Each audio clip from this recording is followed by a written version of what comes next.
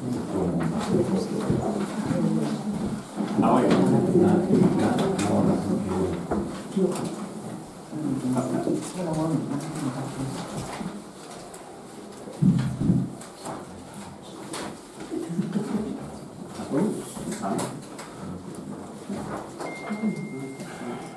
Okay, thank you very much everyone for attending. So I've got registered some.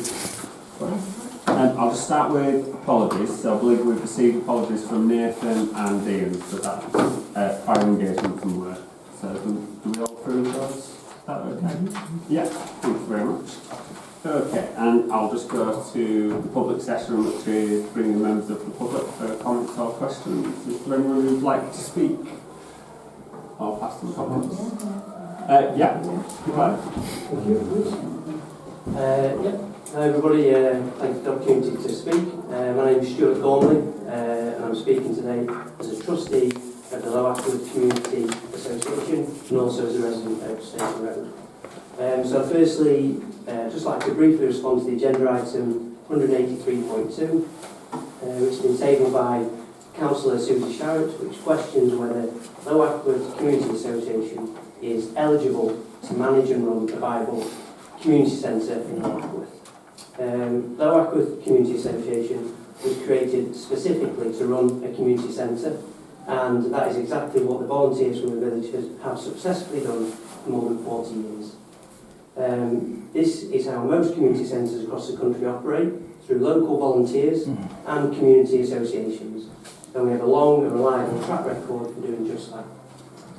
For over 3 decades, we operated and maintained the modular building at Townham Plainfields. It was already second-hand when it arrived in Ackworth, and the volunteers have kept it going for longer than could reasonably have been expected. By 2023, however, the building has simply reached the end of its life. The repairs required were not economically viable, and the trustees had to make a responsible decision to close it for safety reasons. Even without a building, Low Ackworth Community Association has continued to operate thanks to the generosity of local residents, and we have maintained funds ready to support activity in a future centre. So without proper facilities, we still have delivered small community events, including a very successful Family Fun Day in 2025, which demonstrated how strong the local appetite still is. However, without obviously toilets, electricity and an indoor space, running events is becoming increasingly difficult. Residents regularly ask us when the new building is going to arrive, and we still receive inquiries from people wanting to book the centre even though it closed in 2023. This clearly shows that there's a demand remains.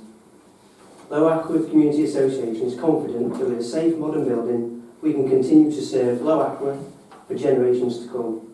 We're ready to work in partnership with the Parish Council, including helping to coordinate fundraising as required, and local businesses have already pledged fixtures, fittings and even free skilled labour to build a new centre. After more than 40 years of service, we hope the Parish Council will see Low Ackworth Community Association not as a risk, but as a committed partner in delivering the community centre that Ackworth clearly wants and deserves. Thank you. Any others? Yeah. Good evening. My name is Moira Haynes and I'm here as chairperson of Ackworth Yorkshire Countrymen Association, which is a group of 50 ladies, mainly Ackworth residents, who had until September 2023 been meeting monthly in the Low Ackworth Community Centre. It was such a convenient meeting place for our members, and we always found the centre to be well run, clean and presentable. Outside appearances are very deceiving, said many of our visiting speakers. We had an excellent working relationship also with the volunteer committee. We also enjoyed and supported the many successful fundraising events organised by the Low Ackworth Community Association, such as the May Fun Day, the Christmas Fair, the quiz and supper nights, etc. And The residents miss the varied weekly activities that were offered there, the bingo, the line dancing, the yoga. Of course, there's no bus service for them to go anywhere, the residents. We were happy to support the Low Ackworth Community Association with their application for CIL funding, and were pleased to note of its success and that it was the most popular project among the whole of Ackworth residents. They, like me and my members, are very aware of the importance of community and the need for an accessible community meeting place, which we have not got. The Low Ackworth Community Association have managed and run a very viable community building since 1974. They're a dedicated, hard-working group of public-spirited volunteers who work extremely well as a team for their community. And, despite the many setbacks that they've had, they are still endeavouring to help provide a new building. On behalf of YCA members, I would like to take this opportunity to thank this experienced team for their commitment, their resilience and perseverance, and their determined effort for a new community building in Low Ackworth. I wish them well. I would also like to take this opportunity to thank the parish clerk and the staff for being so accommodating and supportive in providing temporary accommodation for YCA here in Bell Lane. We are very grateful. I'm very disappointed though, and frankly shocked, to learn that after many years, at least 10 that I know of, waiting, and latterly assurances that progress was being made for the project of a new building, and it's still being delayed, and I ask, why? On behalf of YCA and the community, please complete this long-awaited enabling work and give Low Ackworth a building to be proud of so that residents can have fun and enjoy friendship together. Thank you.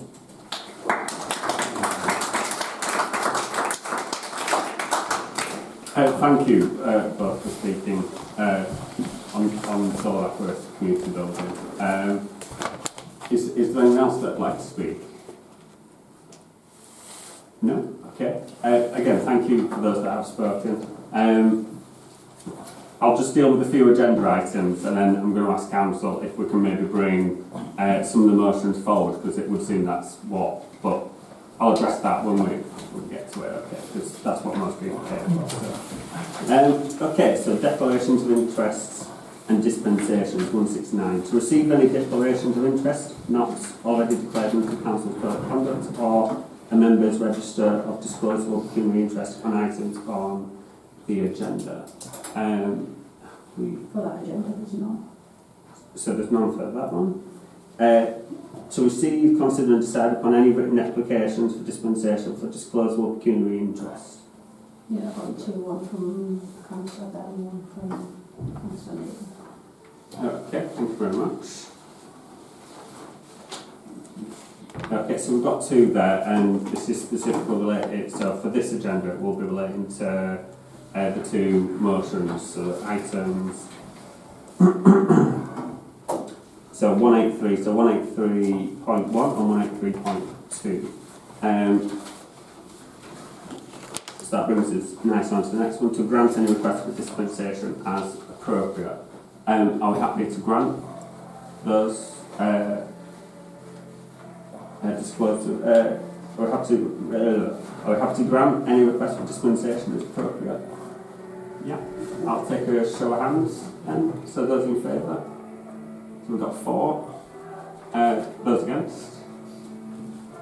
That's 4. So that brings a tie. Understanding orders, a tie vote comes to the chair. I've already voted, so I'm going to vote in favour to move it forward to grant those applications. Yes, Andy. Can you tell me how, under the Localism Act 2011, it is aware that there is a dispensation for a trustee who has duty on that to vote or to be involved in discussions with members to simply now a trustee for. Because the Localism Act is quite clear about it. It mentioned, I can read you the paragraph from the book if you want, where it says that they have to act as a trustee. And that is a clear conflict of interest.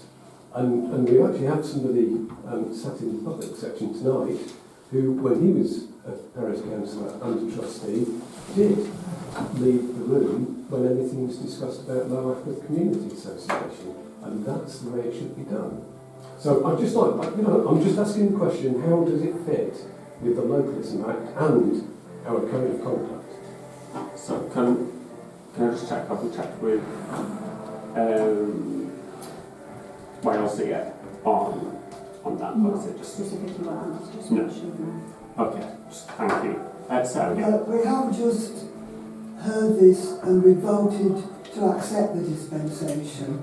And as far as I understand things, once we've taken the vote, that's accepted. So we can't suddenly reverse our vote because we've taken the vote to accept the dispensation to John and Sharon. Yeah, that's. Thank you. Can I ask, we have some documentation to prove that this is legal? Prove that it's legal. Yeah. So This, sat in on the meeting and voted and discussing it.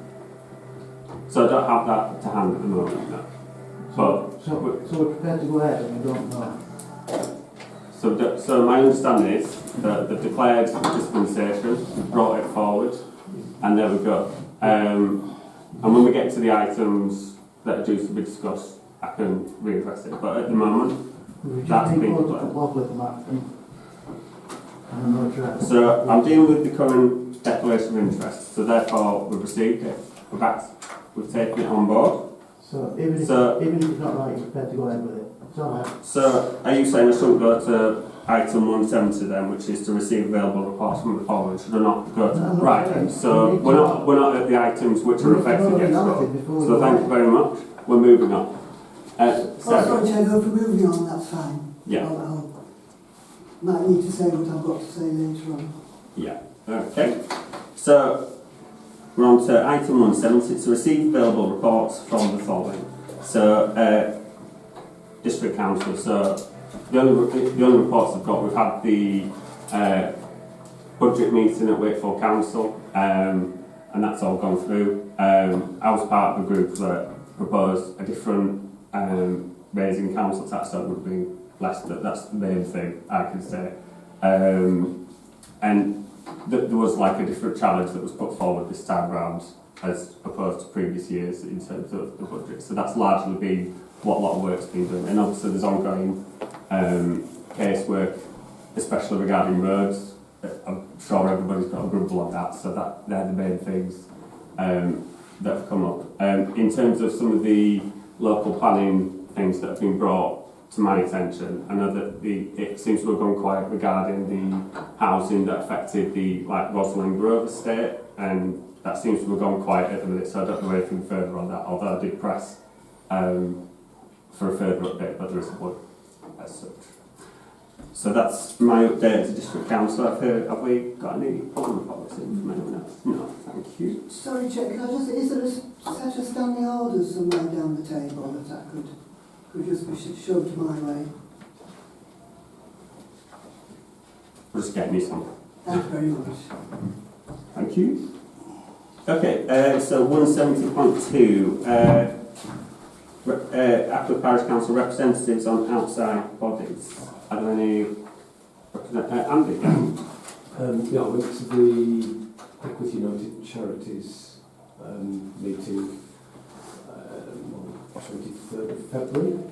Not really a lot to report. They've got the almshouses, and they've basically done lots of work on them over the last couple of years. So other than a couple of minor points with the houses, everything's fine. They've produced the draft accounts for the year, which are on the draft at this stage because they've not been signed off by an accountant. But the finances are all good. They're looking at changing around some of the investments they've got, just to try and maximise the return, and that was about it with them. There was also a heritage group meeting which I didn't manage to attend, but I've got the minutes. So I don't think there's a great deal in terms of it.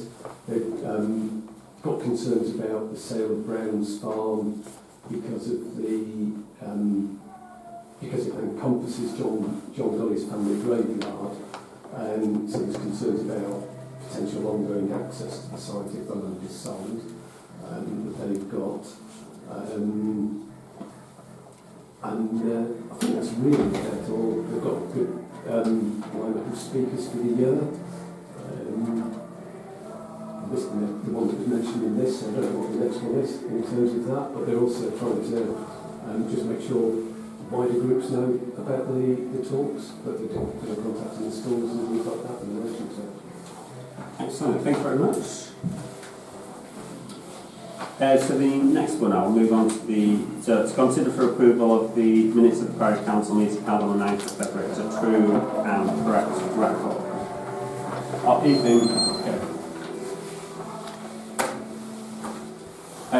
Can I get a first and second for the Sarah closing, Amanda seconding? Any comments first? Yeah, Andy, yeah. I've already emailed this through, but on item 165.1, the recording is the minutes are accurate because it talks about Councillor Parker's point of order and mentions three financial regulations that the motion potentially was in breach of. And the minutes state that after reviewing the financial regulations in question of breach, the clerk gave counsel to the chair to receive the quote was not a breach of financial regulations, but as been admitted, only one of those financial regulations was mentioned at all, and it was accepted by the clerk that she should have done the risk assessment for it, but hadn't done. So that covered financial regulation 2.3, but 5.1 and 19.2 were not mentioned. There was no counsel given, and the standing order 3R that was requested was completely ignored. So that's not an accurate record, and it also doesn't record what I've raised as a point of order.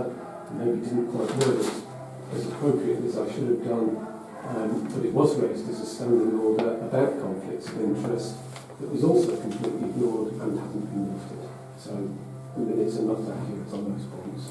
So, first of all, I'll just say what I recall from the meeting.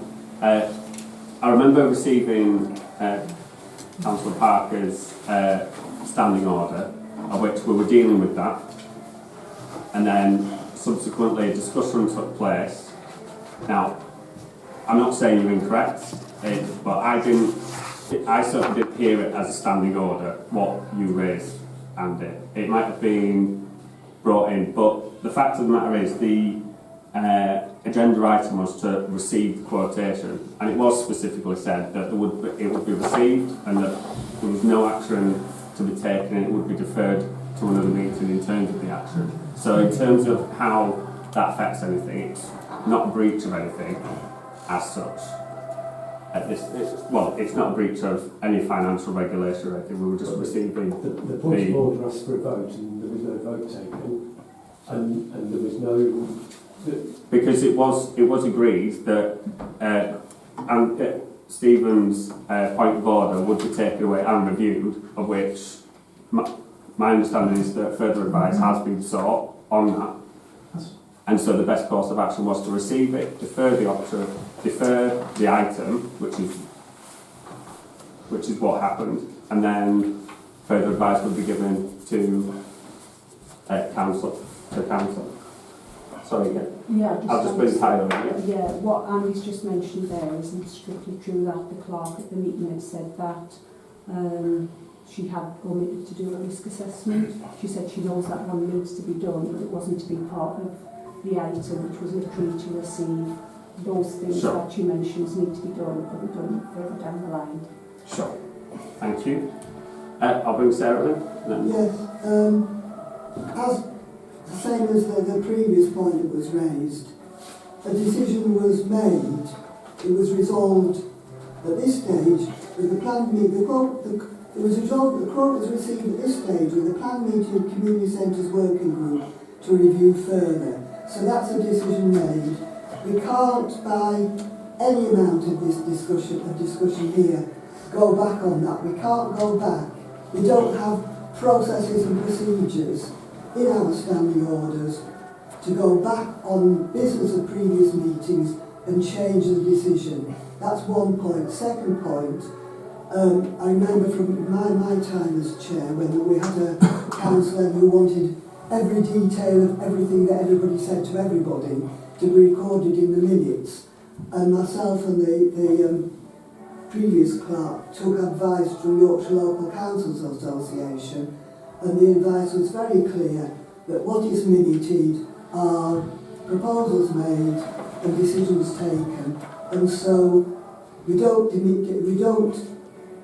it's not advised to minute any bits of discussion, because you either do it all and have a verbatim transcript of the meeting, or you record proposals made and decisions taken and other actions related to that. So I certainly would support Andy's suggesting that we shouldn't approve these minutes. I don't support that because of what I've just said. So, thank you. Sean, you want to comment? A mandatory financial risk assessment, it's not good in doing it after Orson voted. We should have done that at the beginning. We're on But